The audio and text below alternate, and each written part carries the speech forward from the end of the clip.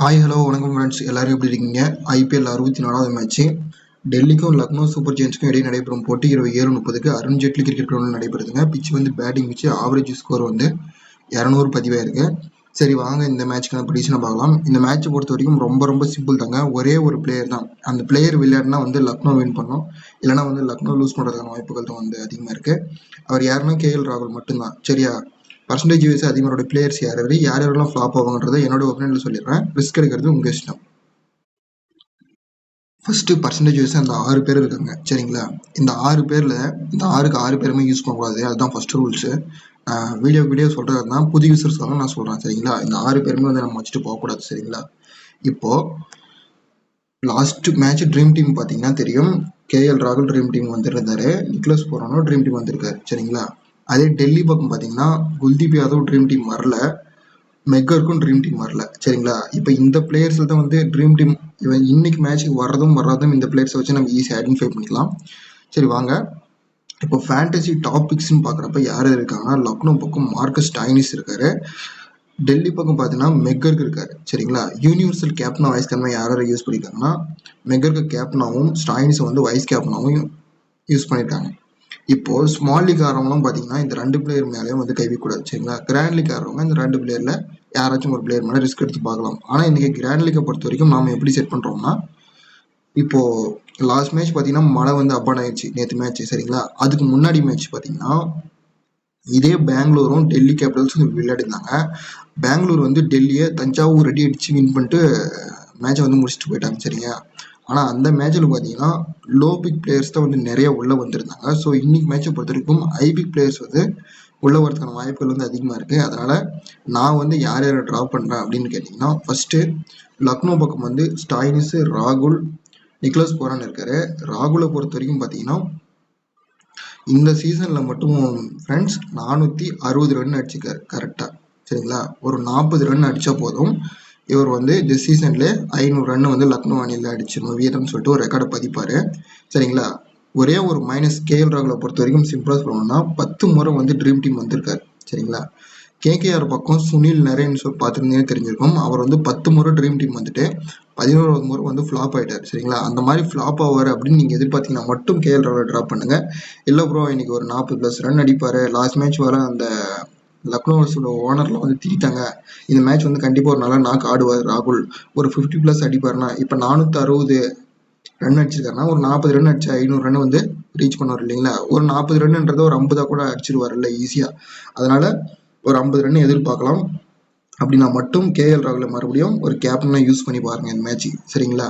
So இப்போ நம்ம யாரை வந்து வைக்கிற மாதிரி இருக்கும்னா, இன்னைக்கு மேட்ச்சில் வந்து ஸ்பெஷல் டே பிளேயர்ஸ் யாருன்னு கேட்டிங்கன்னா அக்சர் பட்டேல் தான். அக்சர் பட்டேலோட 150வது ஐபிஎல் மேட்ச்சுங்க இன்னைக்கு. சரிங்களா? இப்போ லாஸ்ட் மேட்ச்சும் வந்து ஒரு நல்ல பர்ஃபார்மன்ஸ் கொடுத்துருந்தாரு. ஒரு 90 பாயிண்ட் பக்கம் எடுத்து ஒரு ட்ரீம் டீமில் வந்து ஒரு வயசியாக வந்திருந்தார். சரிங்களா? எப்படி பார்த்தாலும் இவர் வந்து ஓவரும் பவுல் பண்ணுவார், அதே மாதிரி பேட்டிங் கிடைச்சாலும் சில ரன் அடிக்கிறாரு. நம்ம இவர் வந்து சேஃபான ஆப்ஷன் வந்து பிக் பண்ணிக்கலாம். 150வது ஐபிஎல்ன்றப்ப ட்ரீம் டீம் வரதுக்கான வாய்ப்புகள் இருக்குன்னு இவரை நான் செலக்ட் பண்ணியிருக்கேன். சரிங்களா? ஸோ இப்போ யார் யாரை ட்ராப் பண்ணுறேன் அப்படின்னு பார்த்தீங்கன்னா, நிக்லஸ் புரானை வந்து ட்ராப் பண்ணி பார்க்குறேன் இந்த மேட்ச்சுக்கு. அதே போல் குல்தீப் யாதவ் வந்து ட்ராப் பண்ணுறேன். என்ன ரீசன்னா, இப்போது லக்னோ பக்கம் வந்து அதிகமான விக்கெட் வந்து டெல்லி பக்கம் வந்து எடுத்தவர் யாருன்னா குல்தீப் யாதவ் தான் எடுத்திருக்காரு. ஸோ நம்ம இப்போ பர்சன்டேஜ் வந்து அதிகமான பிளேயர்ஸ் வந்து ட்ராப் பண்ணால் இப்போது இந்த 4 பிளேயர் வந்து முக்கியமான பிளேயரை தர்றாங்க. ஸோ நம்ம இவங்க ட்ராப் பண்ணி ஆகிறோன்ற கட்டாயன்றதுனால நிக்லஸ் போரானையும் குல்தீப் யாதவும் வந்து இந்த மேட்ச்சுக்கு நான் ட்ராப் பண்ணி பார்க்குறோம் ஃப்ரெண்ட்ஸ். சரிங்களா? இப்போ மெகர்க்கை பொறுத்த வரைக்கும் உங்களுக்கே தெரியும், ஸ்டாயினிஸும் பொறுத்த வரைக்கும் உங்களுக்கு தெரியும், இவங்க 2 பேரில் நம்ம யார் மேலே கை வச்சாலும் இவங்க சின்னதாக ஒரு 40-50 பாயிண்ட் எடுத்துட்டா கூட நம்ம போட்ட காசு வராது. அதனால நம்ம சேஃபாகவே இந்த மேட்ச் கொடுக்குறேன். பேட்டர்ன் 4 தான் கொடுக்குறேன். ஸோ அந்த 4 பேரில் மேபி உங்களுக்கு யாராச்சும் ஒரு பிளேயர் ஃப்ளாப் ஆவாங்க அப்படின்னா நீங்கள் யாராச்சும் ஒரு பிளேயர் ரிமூவ் பண்ணிவிட்டு வேறு பிளேயர் மேலே கூட நீங்கள் ரிஸ்க் எடுத்து பாருங்கள். சரிங்களா? ஒரே ஒரு மைனஸ் என்னன்னா, கேஎல் ராகுலை பொறுத்த வரைக்கும் 10 முறை ட்ரீம் டீம் வந்திருக்காரு. இந்த முறை 11வது முறை வருவார் அப்படின்னு மட்டும் நீங்கள் எடுத்து வச்சிங்கன்னா அதை வந்து கேப்டனை சூஸ் பண்ணுங்கள். இல்லை ரிஸ்க் எடுக்கிறவங்க ரிஸ்க் எடுத்து பாருங்கள். சரிங்களா? நெக்ஸ்ட்டு நம்ம பார்க்கக்கூடிய பாயிண்ட் என்னன்னா, டெல்லி கேபிட்டல்ஸ் பார்க்குறோம். குமார் குசாகராவுக்கு பதிலாக ரிசர்வ் பண்ணிட்டு மறுபடியும் பிளேயிங் உள்ள திரும்ப வருவார். ஸோ ஆன் டைமில் செக் பண்ணி பார்த்துக்காங்க. அதே போல் மோஷின் கான் வந்து லக்னோ பக்கம் வந்து ஃபிட் ஆகிட்டாரு. ஸோ மோஷின் கானும் லக்னோ பக்கம் பிளேயிங் லெவலில் இருப்பார். ஸோ ஆன் டைமில் கொஞ்சம் செக் பண்ணி பார்த்துக்கோங்க ஃப்ரெண்ட்ஸ். இப்போ லாஸ்ட் மேட்ச் டெல்லி கேபிட்டல்ஸோட ட்ரீம் டீம் பாருங்க. கலீல் அகமது, முகேஷ் குமார், ரஷிதர் சலாம் 3 பேர் வந்திருக்காங்க சரிங்களா. ஸோ இந்த மேட்சை பொறுத்த வரைக்கும் இந்த 3 பவுலர்ஸும் சேம் டீம்ல வச்சுட்டு போவாதீங்க, அது வேஸ்ட்டாக போயிடும். இப்போ நாம 150 ஐபிஎல்ன்றப்போ அக்ஷர் பட்டேல் செலக்ட் பண்ணியிருக்கேன். அதே போல் முகேஷ் குமார் பார்த்தீங்கன்னா 20 ஓவர் போடுற டெல்லி பக்கம் சரிங்களா. டெத் ஓவரில் வந்து இவர் தான் பவுல் பண்ணுறாரு. ஸோ முகேஷ் குமார், அக்ஷர் பட்டேல் செலக்ட் பண்ணியிருக்கேன். உங்களுக்கு வேணும்னா இந்த 3 பேரில் யாராச்சும் ஒரு பிளேயரை எடுத்துக்கோங்க. நான் வந்து வேறு ஏதாச்சும் ஒரு பிளேயரை ட்ரை பண்ணி பார்க்குறேன். நெக்ஸ்ட் பார்த்தீங்கன்னா குர்னால் பாண்டியா, படோனி, ராகுல், நிக்லஸ் புரான் சரிங்களா. இவங்க 4 பேரும் லாஸ்ட் மேட்ச்சில் லக்னோ பக்கம் ட்ரீம் டீம் வந்திருக்காங்க. ஸோ குர்னால் பாண்டியா பொறுத்தவரைக்கும் பார்த்தீங்கன்னா இது வரைக்கும் ஐபிஎல் மட்டும் 347 ஓவர் பவுல் பண்ணியிருக்காரு. மேபி இன்னைக்கு ஒரு 3 ஓவர் பக்கம் பவுல் பண்ணுறப்போ 350வது ஓவரில் ஏதாச்சும் ஒரு விக்கெட் கிடைக்கும் அப்படின்றதுனால குர்னால் பாண்டியாவை வந்து நான் பிக் பண்ணிக்கிறேன், ராகுல் பிக் பண்ணிக்கிறேன், படோனியும் நிக்லஸ் புரான் மேலே ரிஸ்க் எடுத்து பார்க்குறேன் சரிங்களா. ஸோ நம்ம எந்த பிளேயருமே நம்மளுக்கு செலக்ட் பண்ணுறதுக்கான ஆப்ஷன் வந்து கொஞ்சம் கன்ஃபியூஷனாக இருக்குது அப்படின்னா நீங்கள் லாஸ்ட் மேட்ச் ட்ரீம் டீம் எடுத்து பார்த்தீங்கன்னா தெரியும். அதில் இருக்கிற பிளேயர்ஸில் யாராச்சும் ரிமூவ் பண்ணிட்டு அதில் இருக்கிற பிளேயர்ஸை கூட நம்ம செலக்ட் பண்ணி வச்சுக்கலாம். இதெல்லாம் ஒரு ட்ரிக் தான். இப்போ நம்ம ஃபேண்டசி டாப் 11 பிளேயர்ஸை பார்க்கலாம். ஸோ இந்த ஃபேண்டசியில் வரக்கூடிய இந்த டாப் 11 பிளேயர்ஸில் நான் யார் யாரெல்லாம் செலக்ட் பண்ணிக்கிறேன், நான் யாரெல்லாம் ரிஸ்க் எடுக்கிறேன் அப்படின்னு சொல்கிறத நான் சொல்லிடுறேன் உங்களுக்கு. இப்போ ஸ்டாயினி செலக்ட் பண்ணிக்கிறேன், மெக்கர்க்கு, கேஎல் ராகுல், அக்ஷர் பட்டேல், முகேஷ் குமார், நவீன் உலக். நவீன் உலக்னா இப்போதைக்கு லக்னோ பக்கம் இவருக்கு தான் விக்கெட் வீழுது. ஸோ அந்த ரீசனுக்காக நவீன் உலக் எடுத்துக்கிறேன். அடுத்து ட்ராப் பண்ணக்கூடிய பிளேயர்ஸ் யாருன்னா குல்தீப் யாதவ், கலீல் அகமது, நிக்லஸ் புரான். இந்த 2 பிளேயரில் யாராச்சும் ஒரு பிளேயர் மேலே ரிஸ்க் எடுத்து பார்க்குறேன் சரிங்களா.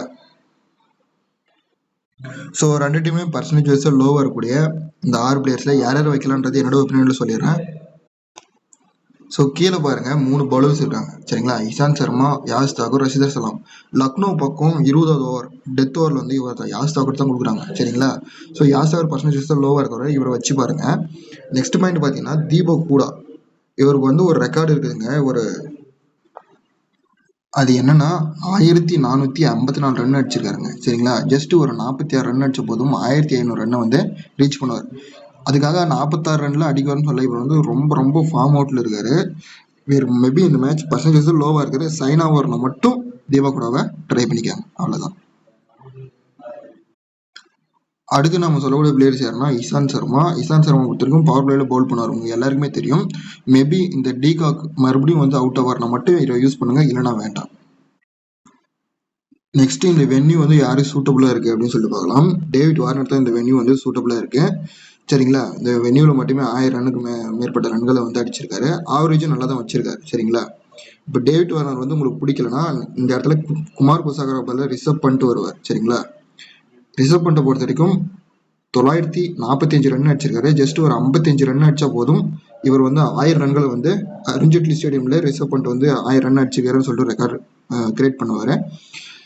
ஸோ இப்போ உங்களுக்கு டேவிட் வார்னர் இல்லை மெக்கருக்கு இந்த மாதிரி பிளேயர்ஸ் வந்து ட்ரை பண்ண முடியலன்னா ரிசர்வ் பண்ணிட்டு வந்து ட்ரை பண்ணி பாருங்க. ஏன்னா லாஸ்ட் மேட்ச் வந்து அவர் விளையாடல, மறுபடியும் இந்த மேட்ச் உள்ள வராரு. ஸோ அதனால ஆவரேஜ் கூட பார்த்தீங்கன்னா 33 பக்கம் வச்சிருக்காருங்க, நல்ல ஆவரேஜ் தான்.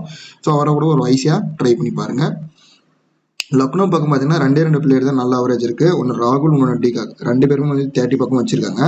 2 பேருமே வைக்கிறதா தான் வச்சு பாருங்க. இல்லை மறுபடியும் பழையபடி டீகாக் அவுட் ஆகிறோன்னா அவரை வந்து கட் பண்ணிக்கோங்க சரிங்களா. சரி, ஓகே ஃப்ரெண்ட்ஸ், அடுத்து நல்லதொரு வீடியோ சந்திக்கும் வரை உங்களுடன் விடைபெறுகிறேன். அதே போல் நம்ம சேனலுக்கு வந்து ஆதரவு கொடுத்த நம்ம தமிழ் நண்பர்கள் எல்லாருக்கும் மிகப்பெரிய நன்றி தெரிவித்துக்கொண்டு அடுத்து ஒரு நல்ல வீடியோவில் சந்திக்கிறேன். தேங்க்ஸ் ஃபார் வாட்சிங்.